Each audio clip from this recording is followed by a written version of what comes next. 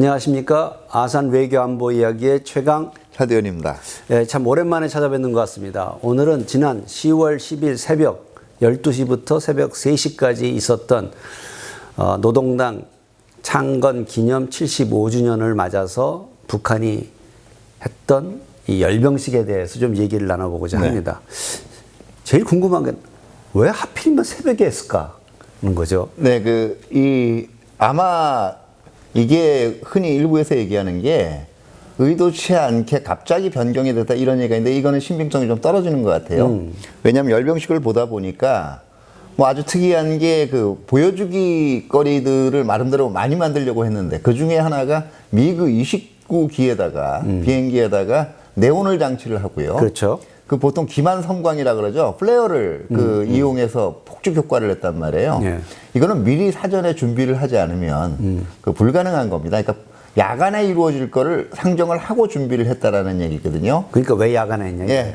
이거예요. 결국은 첫 번째는요. 아마 이 과거와는 구별되는 김정은 스타일. 이것도 이제 김정은 스타일이라는 그 강조의 효과가 있다라고 볼 수가 있고요. 쇼맨십이다. 예. 두 번째는 실질적으로 이 김정은의 그 멘트하고 실제 무기들 사이에서 약간의 온도차가 있거든요. 실질적으로 식별된 이 무기들의 정확한 재원을 파악하는 게 좀 어렵도록 하는 이게 아무래도 낮보다는 좀 힘들 수밖에 없거든요. 그런 의도가 아니겠냐 생각이 됩니다. 그러니까 우리가 지켜보고 있는 걸 아니까 그렇죠. 우리로 하여금 판단을 분석을 좀 어렵게 하기 위해서 밤에 했다. 그렇죠. 예. 또 다른 분석으로 보게 되면 이 야광의 밤에 조명을 비추게 되면 이 조명 효과 때문에 훨씬 더 좋은 선전 효과가 있지 않나 뭐 이런 해석도 있더라고요. 네, 물론 그럴 수도 있을 것 같긴 해요. 여러 가지 메시지가 있을 수가 있겠죠. 우리식으로 생각한다면은 이 새벽에서부터 여명까지 현재 북한의 상황을 이제 극복해보자는 의미로 또 해석이 될 수도 있고요. 예, 그러니까 하여튼 대단한 쇼를 하긴 한 것 같아요. 예. 외신들도 많이 커버를 했고. 그래서 이제 우리가 그 다음에 이제 주목해야 될 것은 물론 이제 무기에 대해서 우리 관심들이 많지만은 네. 김정은이 한 연설이 이게 참 재밌어요. 네. 이제 참 이 정부는 사랑하는 남녘 동포들과 코로나 사태가 진정이 되면 다시 손잡고 만나겠다. 이러한 것들을 굉장히 강조를 하는데 저는 그것보다는 오히려 거기 이 군사력 건설과 관련된 부분에 대해서 굉장히 좀 아연실색했어요. 예. 북한이 선제 공격을 하지 않겠다라고 얘기했다 그러는데 바로 뒤에 보게 되면 그러나 위협을 미치게 되면 네. 선제 공격하겠다. 그래서 예. 결국은 언제든지 선제 공격할 수 있다는 얘기 그렇죠. 아닌가. 그런데 예. 어떻게 우리 쪽에서 해석하는 사람들은 북한이 앞으로는 선제 공격 안 하겠다 그런다. 억제력 차원에서 자구적 차원에서의 조치지 공격적인 의도는 없다. 이런 식으로 또 해석하는 사람들이 있어요. 어떻게 보세요? 네, 저는 선제 공격이 앞에 없었다라는 건 자기네들이 원래부터 이제 평화적으로 군사력을 건설했다, 방어적으로. 이걸 강조하기 위한 걸로 보이는데 사실은 자기네 임의대로 언제든 선제적 조치를 취할 수가 있다라는 말은 모순되기도 하지만 자기네들 마음대로 하겠다는 얘기고요. 사실은 전 그래서 뒤에다가 더 방점을 뒀어요. 예. 언제든지 선제 공격할 수 있다. 너희들이 우리를 위협하게 되면 우리 언제든지 핵무력이라든가 모든 무력을 다 사용해서 공격할 수 있다. 예. 이런 얘기로 저는 해석을 했어요.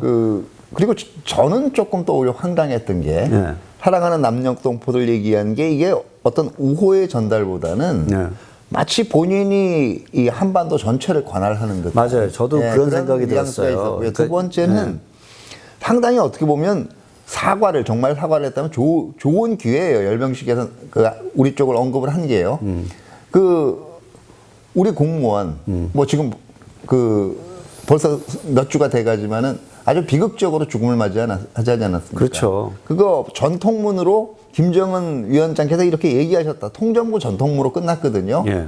정말 북한이 사과할 마음이 있었다면 그 자리에서 어느 정도라도 언급이 있었겠죠. 그거는 아무 일도 없었다는 것처럼. 그렇죠. 예, 남북한 간의 협력을 얘기하는 것이 제가 보기에는 굉장히 위선적으로 오히려 생각이 됐고요. 그러니까 저도 같은 생각이에요. 그런데 사랑하는 남녘 동포 이 얘기한 것 때문에 남북 관계에서 어떤 전환기가 있을 거다.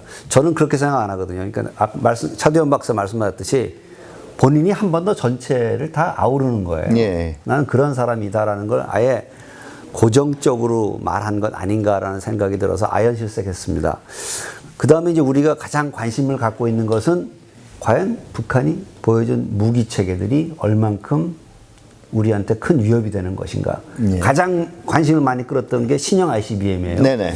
그전에는 이제 그 8개 축, 8축이어서 16개의 바퀴에다 실었었는데. 기존은 요번엔 9축이었죠. 9축이었죠. 근데 이번에 11개, 축이 11개예요. 그러니까 바퀴가 22개 달린 그 운반 차량에다가 길이도 한 2, 3m가 더 커졌고. 네, 한 24cm 정도로 24m 정도로 예, 추정이 되고요. 두께도 한 50cm 정도 이상 그렇죠. 늘어난 거로 보여지는데, 자, 이것이 이제 신형 ICBM이란 말이죠. 네네. 그것이 갖는 의미가 뭐예요? 일단 크기가 커졌다라는 건 추력을 늘렸다라는 걸 의미하고요. 그렇죠. 예. 그리고 이제 길이가 길어졌다는 건 추력과 관련이 있고요. 두께가 이제 두꺼워졌다라는 건 적재 양하고도 관련이 있습니다. 그렇기 때문에 지금 아마 이제 북한이 이번에 확실하게 보여주고 싶었던 것은 과거에 이제 화성 그 25호 같은 경우에도 2017년 11월에 발사 실험했었죠. 그 경우에도 한 13,000km 정도 나간다라고 얘기했는데 이게 그러니까 중부권까지는 충분히 커버가 되는 범위예요. 이거보다 사거리를 누리면 이제 미국 전역이 커버가 된다라는 얘기가 있고요. 예. 또 이렇게 추력이 충분해지면 더 무거운 탄두를 얹을 수가 있겠죠. 지금 추정으로는 약 한 1.5톤까지 그렇죠. 예. 실을 수 있다라고 얘기를 하고 있는데. 그리고 이제 2.5톤 정도까지의 페이로드, 다시 말해서 이제 이 적재 중량을 실을 수가 있으면 이게 탄두에 실릴 경우에는 이 화성 15호에 비해서 조금 그 탄두 부분이 둥그러졌거든요. 예, 그렇죠. 좀 둥글게 됐죠. 네. 이거는 제가 보기에는 이 화성 15호 때 실패한 거로 지금 추정이 되는, 판단이 되는 재진입 능력 향상을 위한 포석으로 볼 수가 있고요. 또 하나, 이 탄두가 조금 더 길어졌습니다. 두꺼워지고. 이건 아마 다탄두를 염두에 둔 포석 같은데, 다탄두 부분은 저도 조금은 부정적으로 보는 게 이거는 아주 극단적인 소형화가 돼야 되고요. 두 번째는 일반적으로 그동안 핵을 개발한 북한이 워낙 이제 이 파격적이란 파격적일까 아니면은 이 일반적인 이 원리에 벗어난 행동을 많이 했기 때문에 모르겠지만 재진입에 성공한 이후에 다탄두를 시도를 했거든요. 그렇기 때문에 지금은 어떻게 보면 사거리하고 재진입 능력에 중점을 두되 나중에 다탄두 기술이 완성이 됐을 때 이 다탄두까지 적재할 수 있는 염두를 둔 그런 디자인을 지금 선보였다고 볼 수 있죠. 그 부분에서는 저는 약간 의견을 달리하는 게, 물론 이제 그 다탄두 기술이 완성이 되진 않았지만은 자기네들이 다탄두까지를 갖겠다는 것을 확실히 보여주는 그러한 징후로 생각이 되고, 우리가 이제 일반적으로 생각할 땐 재진입, 그 다음에 다탄두 이런 식으로 이제 다 단기별로 가는데, 북한이 지금까지 이 미사일 시험 발사하고 개발하는 걸 과정을 보게 되면 중간에 점프를 하잖아요. 그렇죠. 그래서 제가 생각할 적에는 우리가 예상하는 시기보단 좀 더 앞당겨진 시점에 북한이 다탄두 미사일을 확보하려 할 것이고, 그것이 얘네들의 목표다. 저는 그렇게 해석을 하거든요. 그러니까 다탄두로 갈 수 있는 여지를 만들어 놓은 건 맞고요. 북한이 워낙 여러 가지의 이 기술 개발을 동시에 시도를 해왔고, 그게 이번에도 사실은 암시가 된 게, 이번에 그 새로운 신형 ICBM은 보였고요. 화성 14호는 보였고, 그 앞에 있던 이 독사라든가 아니면은 이 북한판 이스칸데르 다 이제 다. 보였는데, 유일하게 나타나지 않은 게 2027년에 그렇게 발사를 했던 화성 12형하고 14형이 사라졌어요. 그러니까 결국 14, 12 다 건너뛰고 바로 15로, 15로 가기 위한 길이었거든요. 네, 그렇죠. 이번에도 그러니까 마찬가지인가. 이번에 마지막 미사일이 이게 최종형일지 또 다르게 변화가 될지는 또 좀 더 지켜봐야 되겠죠. 이게 과연 이 유형의 미사일이 나중에 북한이 올 말이나 내년 초에 혹시라도 이 실험 발사를 할 경우에 등장을 할지, 그것도 좀 하나의 관심거리겠죠. 그렇죠. 이제 그 다음에 이제 두 번째로 우리가 관심을 가졌던 게 SLBM이에요. 예. 이번에도 역시 북극성 4호, 지난번에 자기들이 실험했던 북극성 3호보다는 길이는 짧아지고 두께는 더 두꺼워졌고 탄두부가 좀 더 둥그러졌죠. 이거 역시 이제 다탄두형으로 가고자 하는 것 아니겠는가라는 생각도 할 수 있고, 그 다음에 뭐게 되면 이제 짧아졌다는 거는 지금 새로 북한이 건조 중에 있는 잠수함 선체에다가 탑재할 수 있는 형태로 가는 거다. 그래서 이게 사실 우리한테는 더 위협적인 무기체계 아니겠는가라는 그렇죠. 생각이 그리고 들어요. 이제 제가 볼 때는 SLBM 같은 경우에는 다탄도보다는 핵탑재가 가능한 식으로. 예. 여기다가 중점을 뒀다라고 볼 수가 있겠습니다. 그럼 결국은 이제 한국, 일본, 뭐 그다음에 일본에 있는 미군 기지라든가 뭐 최대 사거리를 생각해 보게 되면 괌까지도 타격이 가능한 그렇죠. 예. 그러한 거로 보게 되면 우리로서는 ICBM도 상당히 큰 위협이지만은 SLBM이 더 위협적인 거 아니겠는가라는 생각이 그렇죠. 들어요. 어떻게 보면 그러기 때문에 화성 12하고 10자를 굳이 보여주지 않았을 가능성도 있어요. 그렇죠. 12하고 10자가 SLBM이 실질적으로 핵탄두를 적재를 할 수 있으면 12하고 10자를 굳이 이용할 거는 없거든요. 그 다음에 이제 우리가 또 우리로서 더욱 관심을 가져야 될 것이 소위 말해서 신형 미사일 4종 세트가 나왔잖아요. 네, 그렇죠. 그러니까 지금 작년까지 해서 400mm가 가장 큰 거였는데 이번에 600mm로 했단 예, 말이에요. 그게 바로 신형 초대형 방사. 신형 초대형 방사포가 나왔고 북한판 이스칸다르 나왔고 예. 에이테크스 나왔고 예. 그다음에 하나가 또 뭐더라? 하나가 더 있죠. 예, 기존 방사포에서 조금 더 신형하고 사이보다 조금 이제 틈새로 예, 커진 거죠. 커지고 그 아마 지금 6연으로 만든 것 같아요. 예, 예. 보통 4개 정도인데 6연을 했으니까 기존에 실험할 때는 4연이었죠. 4연이었죠. 4연이었다 지금 그러니까 그 4연이면 이제 통이 4개고 6연은 통이 6개인데 통을 더 많이 붙여서 한꺼번에 쏠 수 있는데 이거 역시 상당히 사거리가 한 250km에서 300km 그렇죠. 나간단 말이에요. 그럼 이거는 이 북한이 보여준 요 소위 말하는 재래식 무기인지 아닌지는 모르겠지만 이것도 아마 우리 그 전에 얘기하기는 핵탄두 탑재가 가능한 사이즈까지 갈 수 있다라고 얘기했는데 이것이 사실 우리한테는 엄청난 큰 위협이 되는 거죠. 그래서 저는 사실은 ICBM 같은 경우에는 먹업 모델일 수도 있을 가능성이 여전히 있기 때문에요. 왜냐하면은 사실 테스트 파이어, 다시 실험 발사가 이루어지지 않은 이 모형의 전시는 큰 의미가 없습니다. 그러나 이 4종 세트 같은 경우에는 다 실험을 예, 했죠. 금년 3월에서부터 5월까지 열심히 쏴댔거든요. 네. 그러니까 이런 거를 생각을 할 때는 오히려 지금 우리 입장에서는 한반도에서는 그게 훨씬 더 아플 수가 있죠. 아, 그 참 위협적인 것 같아요. 그래서 참 놀라운 게 북한의 군사력이라는 것이 굉장히 빠른 속도로 진전되고 있고 우리한테는 날이 갈수록 더 위협적이 되고 있다.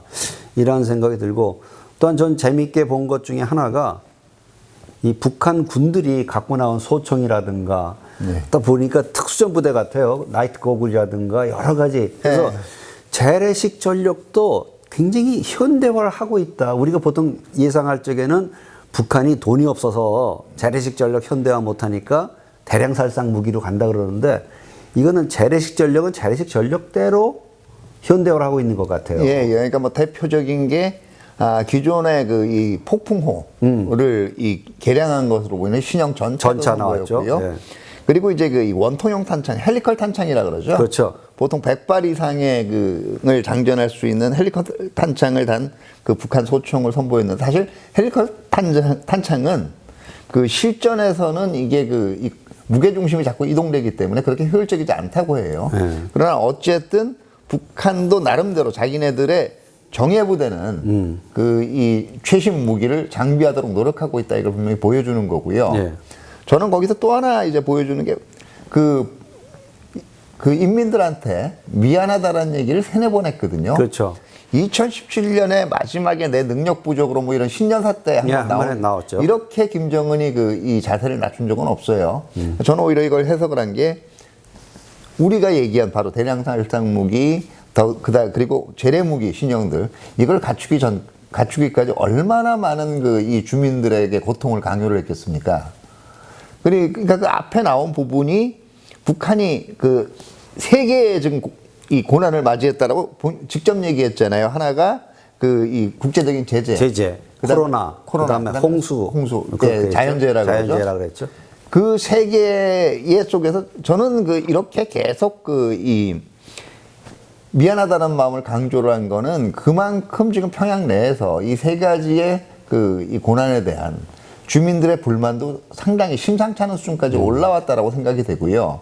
이번 열병식에 상당한 메시지의 한 절반 정도는 대회에 자, 이걸 봐라 하는 걸 보여주는 의미도 있지만 또 절반은 자, 그 고통 속에 이렇게 컸으니까 조금만 더 노력하면 더 좋은 세상이 올 수 있다. 이렇게 인민들을 달래기 위한 이런 목적도 있지 않을까 생각합니다. 거기도 저는 동의를 하면서 솔직히 얘기해서 군사력 빼놓고는 지금 김정은이가 성공한 게 없단 말이죠. 그렇다 보니까 앞에 미안하다, 내가 약속했던 뭐 입밥에 고깃국을 먹게 해주겠다는 걸, 이거는 아니면 인민들이 다시 굶주리게 하지 않도록 하겠다라고 약속했던 것이 안 됐다. 그런데 그것이 다 외부적인 요인이고 그렇죠. 자연재해적인 요인이고, 그래서 내가 미안하다 이렇게 하는데, 그런데 내가 군사력에선 잘했어.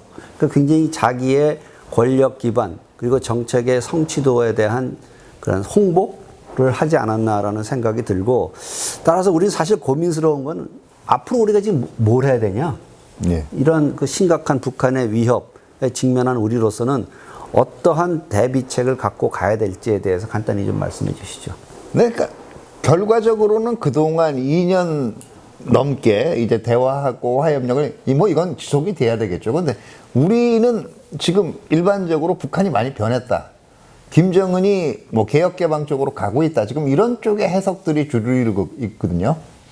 근데 실질적으로 그 해석의 이면에서 성장하고 있는 북한의 군사 위협에 대해서는 눈을 돌리고 있었단 말이에요. 이번 열병식에서 북한이 분명히 그걸 보여주고 있는데도 국내적으로 나오는 해석들을 보면은 이게 남북 교류협력 쪽으로 자꾸 해석이 되고 있단 말이에요. 아전인수죠. 예, 어떻게 보면 우리 사회의 지금 가장 큰 문제는 있는 그대로 북한을 보는 것이 아니라 보고 싶은 면만 선별해서 보려고 하는 게 아닌가. 그래서 이게 대략 뭘 해야 되냐 이거예요. 결국은 대화는 대화대로 하면서 우리도 우리 스스로의 능력을 갖춰 나가야죠. 그렇죠. 예, 그리고 필요하다면 그거를 북한이나 다른 그 주변국의 눈치를 봐서 우리 국군의 날 지금 행사 한번 제대로 안 했죠. 못 하고 있잖아요.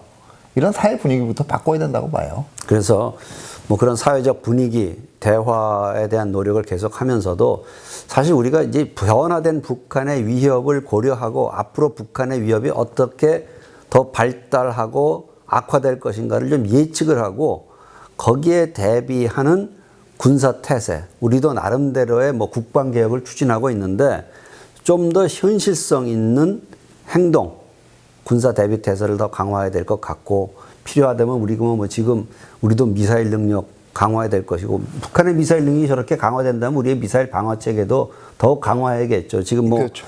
사드 일개 포대 하나 들어와 있는 것 갖고는 도저히 안 되니까 그걸 더 구매하든가 아니면 페이트리엇도 구매를 하고 해서 좀 더 우리가 방어를 잘 할 수 있도록 해야 되고, 또한 필요하다면 우리가 선제 공격도 해야 되는 거 아니겠어요? 그러니까 네, 그렇죠. 그렇다면 그러기 위해서는 뭐 우리가 첨단 항공기를 더 빨리 들여온다든가 아니면 또 우리 나름대로의 지금 미사일 공격 능력을 더 향상시킨다든가 그러한 조치들을 해야 될 시기인 것 같다라는 생각이 듭니다. 네, 다만 이제 제가 지금 여기서 말씀드리는 건 우리가 얘기하는 여기 선제 공격이라는 건 북한이 얘기하는 그런 그런 건 자기 다르죠. 마음대로 하는 선제 공격이 아니죠. 아니고요. 예. 분명한 타당한 근거와 일종의 그럼요. 그 국내법으로 따지면 정당 방위하고 긴급 피난에 해당하는 그렇죠. 그런 저 행위죠. 그러니까 프리엠티브 스트라이크가 되는 거죠. 그래서 이런 능력도 이제 키워야 되겠죠. 예, 그래서 이제 그거와 또 연관된 것이 대북 정보 능력. 그렇죠. 그래서 항상 우리가 24시간 북한의 동향을 보고 분석하고 대응할 수 있는 그러한 체제가 갖추어져야지만 우리가 그나마 안심하고 살 수 있는 상태에 놓이지 않을까라는 생각을 가져봅니다. 뭐 대화를 통해서 문제 해결을 한다는 것은 누구나 다 바라고 있지만, 그러나 그런 대화를 유도하기 위해서는 우리의 능력, 또한 우리 능력이 안 되면 미국의 능력을 가져다가 우리의 안보를 튼튼히 하는데 더욱 노력해야 되겠습니다.